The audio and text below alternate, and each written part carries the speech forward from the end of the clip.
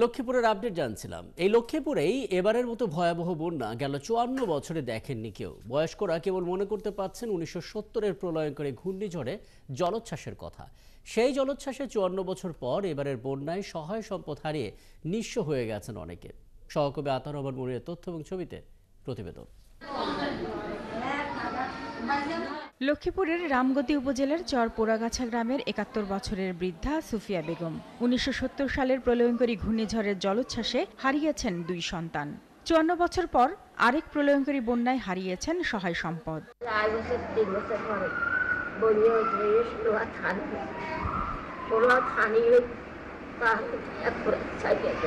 এবার হঠাৎ করেই চলে আসে বন্যার পানি, ডুবিয়ে দেয় ঘরবাড়ি। ১৯৭০-এর পর জন্ম নেয়া আরেক সন্তানের সাথে বসবাস করা সুফিয়া বেগমের পরিবার ঠাঁই নেয় আশ্রয় কেন্দ্রে। ঘূর্ণিঝড়ের জলোচ্ছ্বাসের পর এমন বিধ্বংসী বন্যা আর কখনো দেখেননি তিনি।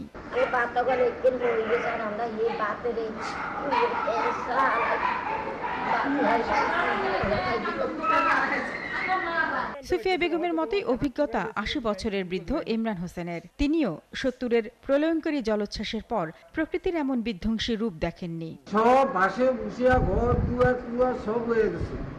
আমিও বাঁচতাম না, যে সত্য কথা। আমি ওই নৌকাতে আসি, নৌকাতে আমরা শেষে উঠেছি। ২১শে আগস্ট লক্ষ্মীপুরে শুরু হয় বন্যা। উজান থেকে আসা পানি ডুবিয়ে দেয় লক্ষ্মীপুরের ৫টি উপজেলা। তবে সবচেয়ে বেশি ক্ষতিগ্রস্ত হয় লক্ষ্মীপুর সদর, কমলনগর ও রামগতি উপজেলা। সমস্যা, ঘর দুয়ার সমস্যা, ফিরে ঘোরা পড়ে যায়, চলাফিরে কষ্ট। বাচ্চা লিয়া পানি কাজি বিতে ঘরে বই থাকতে রান্নাবাড়া করতাম হারি। এবারের বন্যায় লক্ষ্মীপুর জেলায় ক্ষতিগ্রস্ত হয়েছে ৮ লাখ মানুষ। মূলত নোয়াখালী এলাকার বন্যার পানি লক্ষ্মীপুরের নদ নদী হয়ে বঙ্গোপসাগরে যায়। এবার উজানে টানা ভারী বৃষ্টি আর পাহাড়ি ঢলের অতিরিক্ত পানি সৃষ্টি করে এই ভয়াবহ বন্যা। শারমিন স্বপ্না, ৭১।